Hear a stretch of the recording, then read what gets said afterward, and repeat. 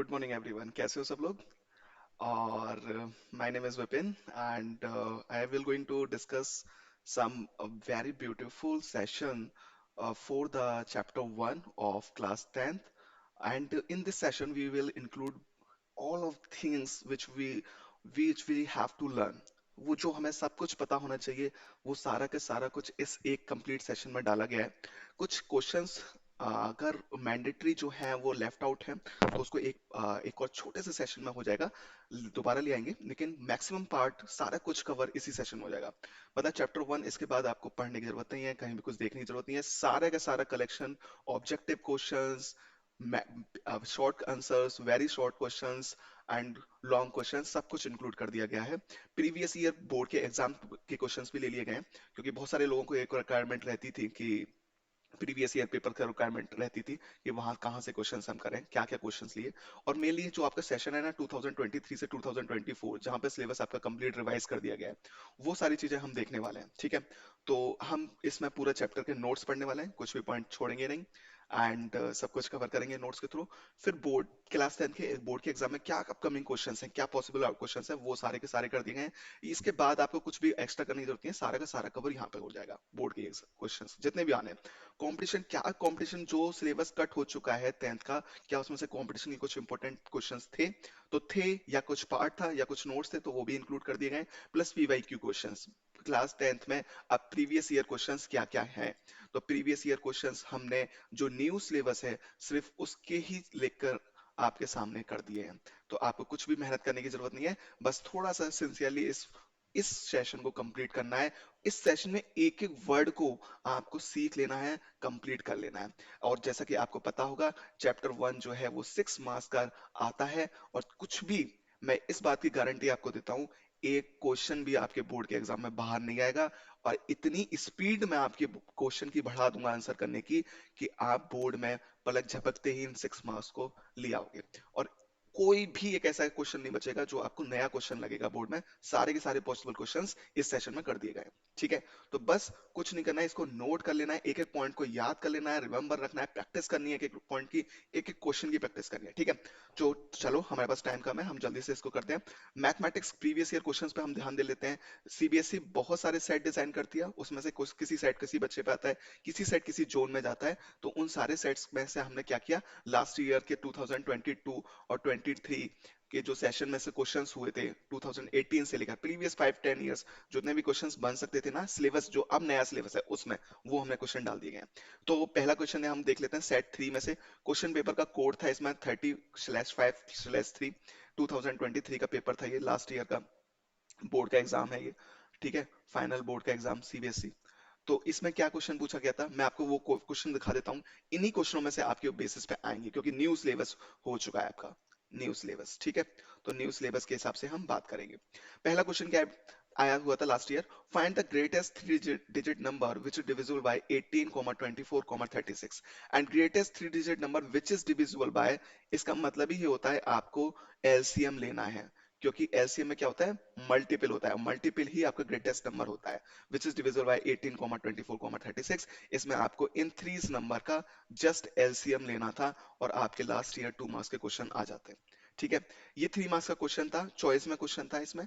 इसमें इसी टाइप के क्वेश्चन की मैं प्रैक्टिस कराने वाला हूँ। इसमें भी आपको क्या करना होता है, जितना टाइम दे रखा होता है बेटा, 48 सेकेंड, 72 सेकेंड, एंड जितना भी आपको रेस्ट ऑफ जितना भी टाइम दे रखा होगा 108 सेकेंड, इसका आपको क्या कर लेना है, इसका आपको बेटा एस एलसीएम ले लेना है। ठीक है, एलसीएम ले लेना है इन सारी चीजों का। तो इन क्वेश्चंस को भी हम करेंगे। 3 मार्क्स का क्वेश्चन, ये वेरी इजी क्वेश्चन था। ये क्वेश्चन देख लो आप लोग। ये क्वेश्चन एक तरीके का, ये कंसेप्ट तो हट गया है, लेकिन हमें ये कंसेप्ट पकड़ना पड़ेगा, याद रखना पड़ेगा कि if N is a natural number then which of the following number will end with zero, कौन सा नंबर जीरो से एंड होगा। तो हमें पता है कि अगर 2 into 5 हो जाता है 10, और 10 की पावर अगर कितना भी होगा, तो वो क्या होगा बेटा, 1 2 3, कितना भी 10 की पावर हो, वो हमेशा क्या होगा, वो हमेशा नेचुरल नंबर से ही, वो हमेशा जीरो से ही एंड होगा। तो हम आराम से इस बात को बता सकते थे। Prove that 6 root 7 is a irrational number given that root seven is an irrational number. आपको रूट सेवन इरेशनल नंबर दे रखा था और six root seven irrational number prove करना था। तो ये भी 2 मार्क्स का क्वेश्चन था, इजीएस्ट क्वेश्चन था। पेपर सेट वन की बात करते हैं अब। क्वेश्चन पेपर कोड है 30/2/1, लास्ट ईयर 2023 का ही पेपर है ये, जो अभी मार्च में बोर्ड एग्जाम हुए हैं उसका। ठीक है, तो इसमें ये क्वेश्चन 1 मार्क्स में पूछा गया है। इन क्वेश्चंस के हम वर्सेटाइल प्रैक्टिस करने वाले हैं। उसके बाद सारे क्वेश्चंस ये आपको इजी लगने वाले हैं। Prove that root two root three is an irrational number given that root three is a irrational number. तो again given that root three is an irrational number है, तो अगेन ये वाले क्वेश्चंस आपके आएंगे। और 101% बेटा इस साल भी आपके ये क्वेश्चंस आएंगे ही आएंगे। राइट? क्लियर है बात? I think pen tab is not working properly.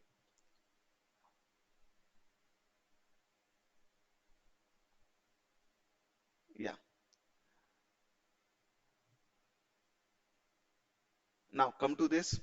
Next 26 question था इसी क्वेश्चन पेपर में।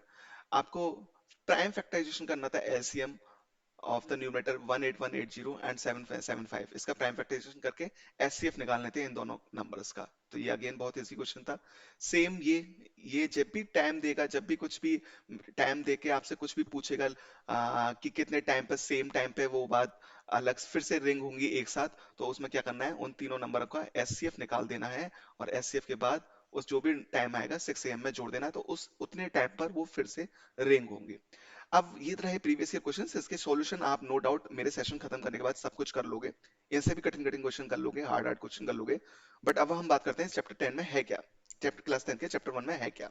सबसे पहले हमें कुछ टर्म्स मैंडेटरी पता होने चाहिए। वो सारी टर्म्स आप क्लास 6 से पढ़ते हुए आ रहे हो, तो अब हम उन टर्म्स को एक जस्ट रिवाइज कर लेते हैं।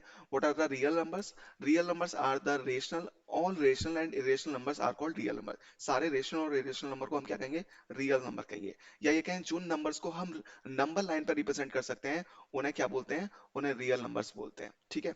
इंटीजर्स क्या होते हैं? -3, -2, -1, 0, 1, 2, 3। ये सारे क्या है बेटा?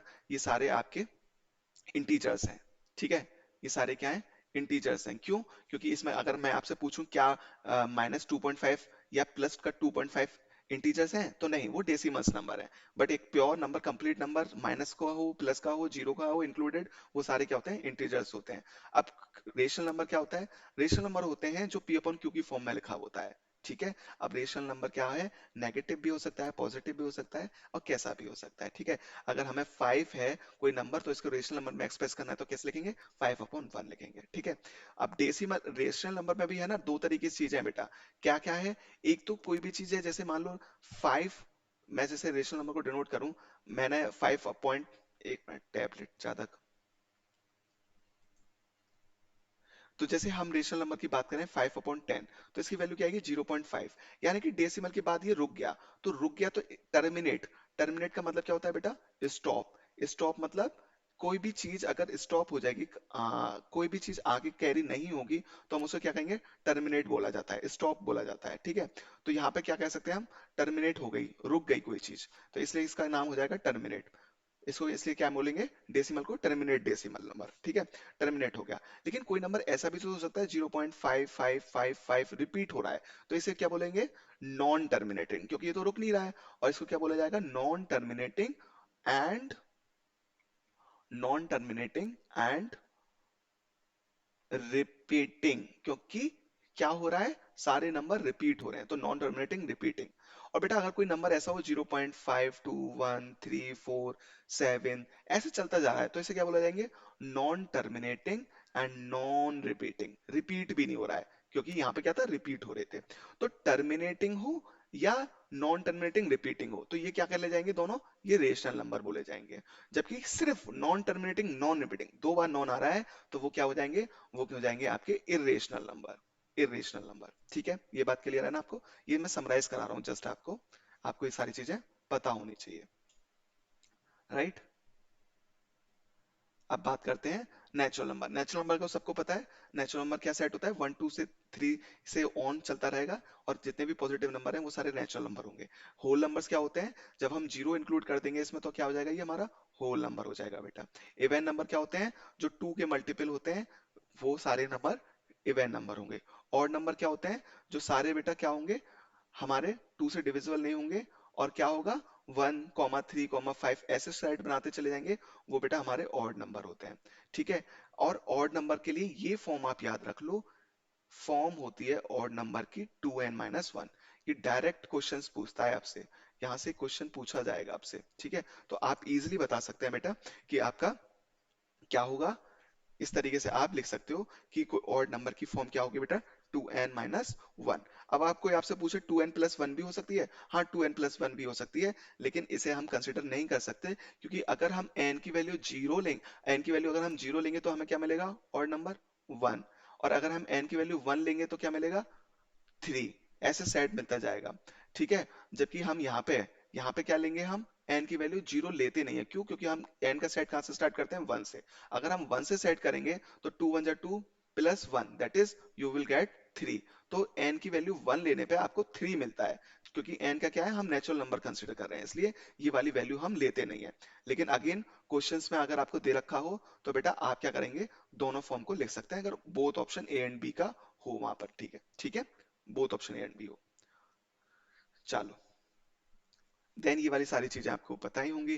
प्राइम नंबर और को कंपोजिट नंबर, इनकी मैं बात कर लेता हूँ। प्राइम नंबर बेटा वो होते हैं जो सिर्फ वन से और इटसेल्फ खुद के टेबल से डिवाइड होंगे। ठीक है, वन एंड इटसेल्फ। जबकि कंपोजिट नंबर क्या होते हैं, कंपोजिट नंबर वो नंबर्स होते हैं बेटा जो वन से भी डिविजल हो रहे हो, इटसेल्फ भी डिवाइड हो रहे हो, प्लस किसी और नंबर से भी डिवाइड हो रहे हो, प्लस किसी और नंबर से भी। जैसे कि फोर, फोर क्या है बेटा, फोर अपने से भी डिवाइड हो रहा है, टू से भी डिवाइड हो रहा है, फोर से भी डिवाइड हो रहा है, मतलब खुद से भी डिवाइड हो रहा है, इटसेल्फ भी डिवाइड हो रहा है, तो that's why four is considered as composite number.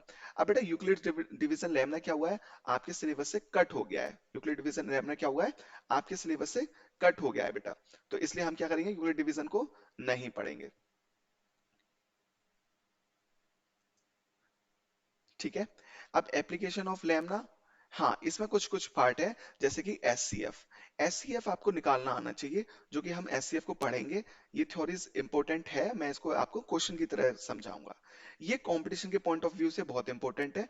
आप इस चीज को ध्यान रखना कि अगर कोई भी चीज के डिनोमिनेटर में 2 की पावर n और 5 की पावर m आता है, वेयर n एंड m क्या है, नो नेगेटिव इंटीजर्स नहीं हो सकते हैं, मतलब जीरो हो या पॉजिटिव इंटीजर्स हो, तो हमेशा उनका डेसिमल एक्सप्रेशन क्या होगा बेटा, उनका डेसिमल एक्सपेंशन टर्मिनेट हो जाएगा, मतलब उनकी वैल्यू रुक जाएगी कहीं ना कहीं अगर निकालोगे तो। अगर इनके अलावा डिनोमिनेटर में कुछ भी आता है तो बेटा वो क्या होगा, नॉन टर्मिनेटिंग रिपीटिंग होगा, नॉन टर्मिनेटिंग रिपीटिंग। ठीक है, तो ये बस ध्यान रखना।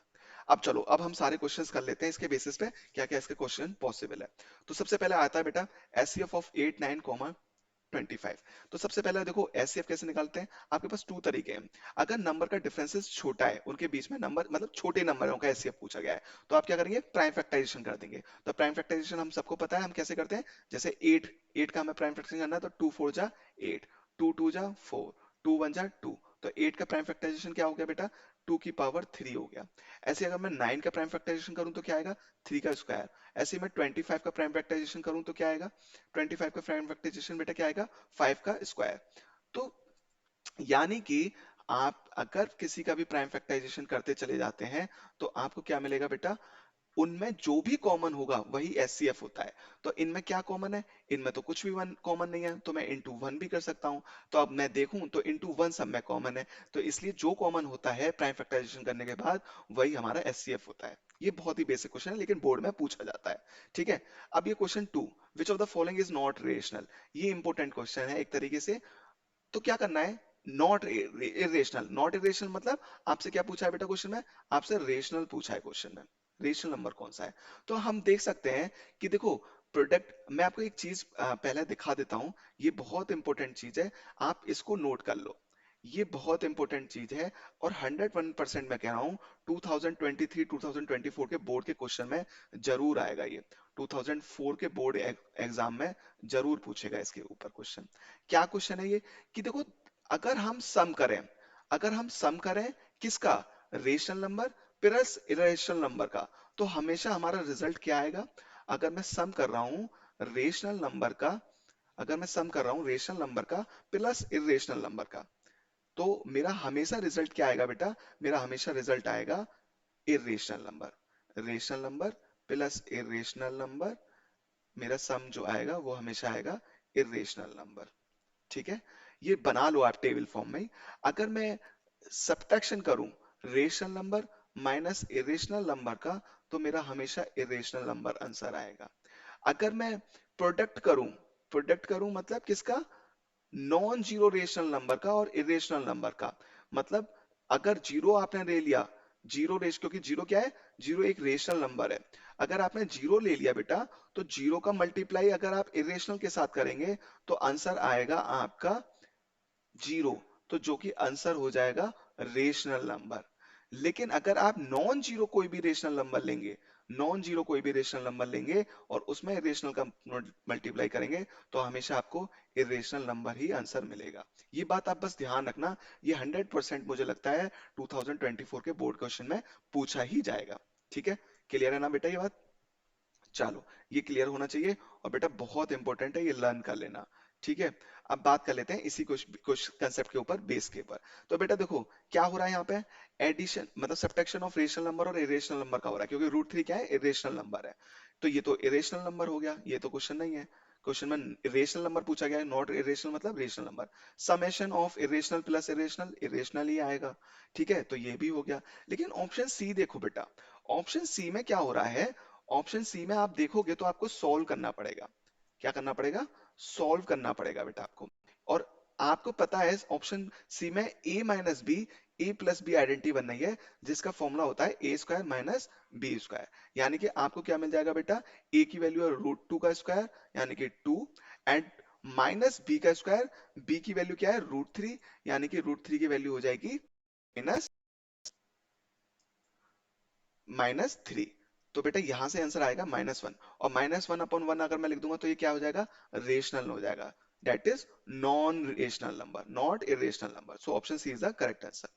थर्ड वाला देखो जल्दी से, ये theory based question, the product of rational and irrational number, the product of rational and irrational number is always बेटा क्या होगा, रेशनल और इरेशनल का अभी हम बात करके आए हैं। हमारा देखो अगर जीरो हमने ले लिया और फिर मल्टीप्लाई किया इरेशनल नंबर का, तो हमेशा मुझे क्या मिलेगा, जीरो मिलेगा, and that is known as rational number. लेकिन अगर मैं कोई भी जीरो के अलावा रेशनल नंबर लेता हूं, तो बेटा मेरा अगर रेशनल नंबर के साथ मल्टीप्लाई करूंगा मैं इसका, कोई भी नॉन जीरो रेशनल नंबर के साथ, तो मेरा आंसर आएगा इरेशनल नंबर। तो रेशनल नंबर का इसका आंसर क्या होगा, बोथ ऑफ एबव। लेकिन बेटा ध्यान रखना, अगर इसी क्वेश्चन में both of the above answer नहीं है, इसी क्वेश्चन में both of the above option नहीं है, तो बेटा इसमें क्या करना पड़ेगा आपको, फिर आपकी पॉसिबल क्या है, आप नॉन जीरो वाले को पॉसिबल मानेंगे और उस नॉन जीरो के पॉसिबल के हिसाब से आप इरेशनल नंबर को टिक कर दोगे। ठीक है, अगर बोथ ऑफ एबव ऑप्शन नहीं है। The sum of a rational and irrational number, sum भी क्या होगा, अभी हम बात करके आए इरेशनल होगा। The product of two different irrational number, two different irrational number का प्रोडक्ट क्या होगा, इरेशनल ही होगा। ठीक है, the sum of two irrational number is always, the sum of two irrational number is always irrational. ये note में करके लिख लो या इंपॉर्टेंट क्वेश्चन की फॉर्म में लिख लो, ये बहुत इंपॉर्टेंट क्वेश्चन है। अब कह रहा है बी की वैल्यू अगर थ्री है, बी की वैल्यू अगर थ्री है, तो बेटा अब आपको ये बताना है कि अगर कोई भी इंटीजर हम एक्सप्रेस करें कि a इक्वल्स टू, तो a इक्वल्स टू कोई भी इंटीजर b की टर्म में कैसे एक्सप्लेन हो सकता है। तो बेटा इंटीजर्स को अगर मैं q मान लो रिप्रेजेंट कर रहा हूँ, q को कोई मैं इंटीजर ले रहा हूँ, तो बेटा क्या होगा, three Q plus one, three Q plus two, ये सारे क्या है, ये इंटीजर्स की फॉर्म में आ जाएगा। ठीक है, ये भी है, थ्री क्यू प्लस वन भी है, लेकिन इनसे इनमें सारे ऑप्शन ए में, सारे ऑप्शन ए में कवर हो गए, इसलिए हम ऑप्शन ए को टिक करेंगे। The product of three consecutive positive integers is divisible by.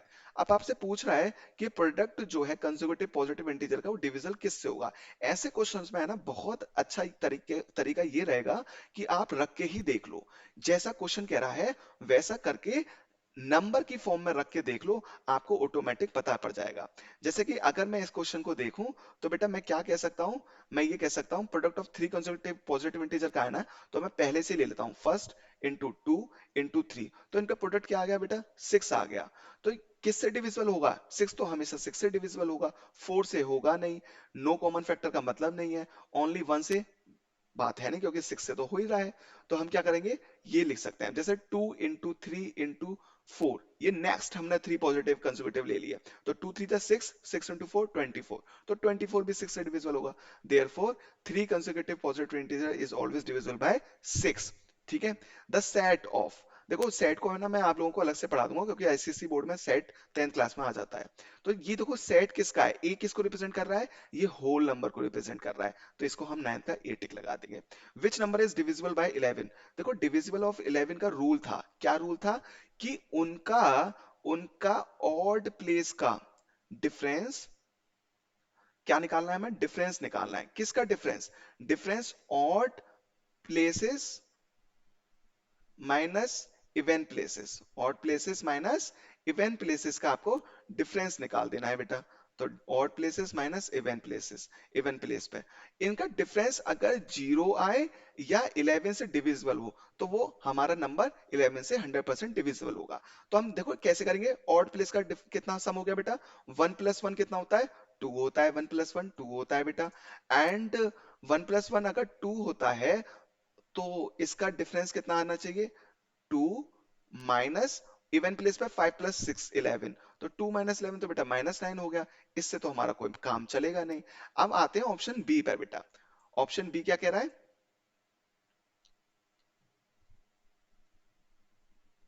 Option B क्या कह रहा है बेटा, ऑप्शन बी को अगर आप देखेंगे तो ऑप्शन बी में अगर मैं ऑड प्लेस पे जाता हूं, तो मेरा क्या आ रहा है बेटा, 1 + 5 6, एंड 4 + 2 कितना होता है, 4 + 2 भी 6 होता है। तो 6 - 6 तो बेटा 0 हो जाएगा, that is follows the divisibility rule of 11।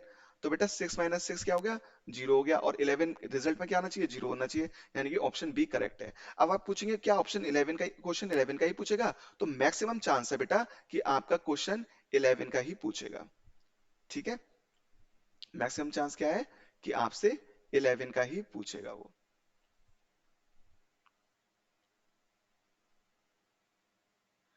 1 minute.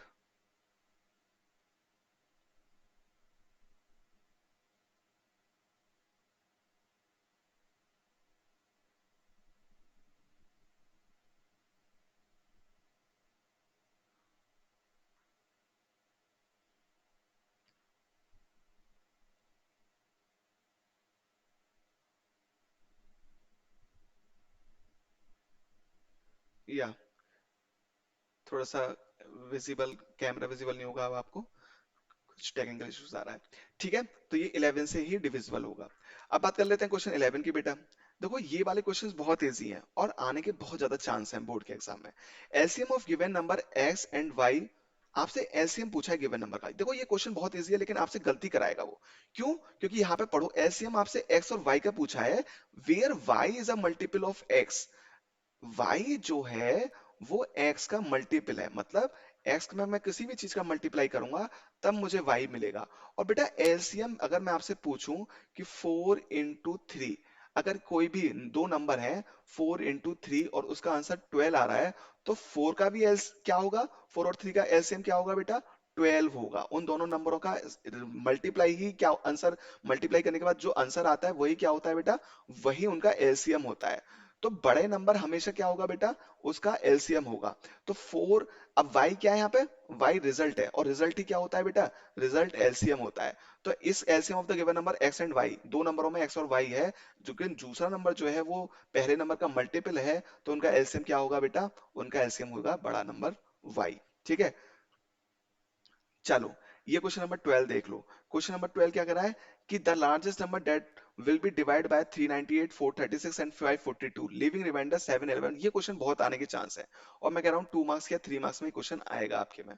तो बेटा देखो जब इस टाइप का क्वेश्चन होता है ना, इसका मतलब है कि हमें इन एस निकालना, तो बेटा हमें वही एलसीएम ही है, लेकिन किसका एलसीएम, हमें एलसीएम वो नंबर का निकालना है जिनका इनके बाद रिमाइंडर आए, जिनको अगर हम उस नंबर को डिवाइड करें तो रिमाइंडर आए। तो बेटा हमें एलसीएम किसका निकालना है, हमें एलसीएम निकालना है 398 में से अगर हम सब्ट्रैक्ट कर दें, 398 में से अगर हम सब्ट्रैक्ट कर दें -7 को, ठीक है, 398 में से अगर हम 7 को सब्ट्रैक्ट कर देंगे, तो बेटा हमारा क्या आएगा, पेन टैब बहुत प्रॉब्लम कर रहा है, और 1 मिनट में इसको स्टार्ट करके देख लेता हूँ।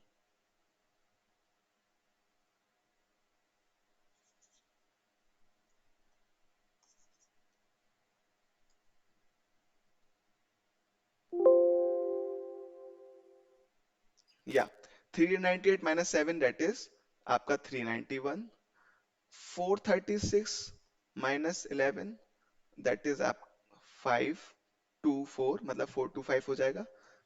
पेन टैप बहुत प्रॉब्लम कर रहा है, इसलिए मैं इस लेक्चर को आगे कंटिन्यू करूंगा।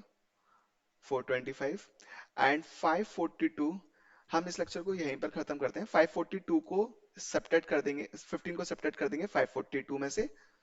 ठीक है, मैं इस क्वेश्चन को कंप्लीट करने के बाद यहीं खत्म करूंगा, फिर स्टार्ट दोबारा से करेंगे। 542 में से हम 15 को सब्ट्रैक्ट कर देंगे।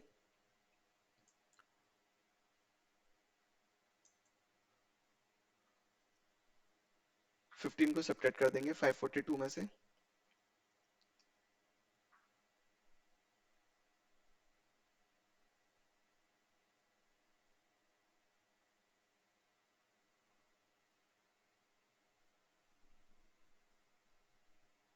चलो, रिस्पॉन्ड नहीं कर रहा है, हम इसको कंटिन्यू करेंगे। तो 542 में से बेटा 15 को सब्ट्रैक्ट कर देंगे। उसके बाद इन थ्री नंबर 391, 425 और जो थर्ड नंबर हमारा आएगा उसका हम क्या करेंगे, एचसीएफ लेंगे और एलसीएम लेंगे। एलसीएम लेने के बाद क्या होगा, वही हमारा नंबर हमारा आंसर हो जाएगा। क्लियर? इतना सा करना है, ये बहुत इंपॉर्टेंट क्वेश्चन है और इन इंपॉर्टेंट क्वेश्चन की सीरीज है ये पूरी। मैं आपको दिखा देता हूँ। हम रेस्ट ऑफ द क्वेश्चंस को क्या करेंगे, नेक्स्ट सेशन में कंप्लीट करेंगे। और नेक्स्ट सेशन हम आजकल में ही, बिल्कुल आज ही हो सकता है अपलोड कर दें।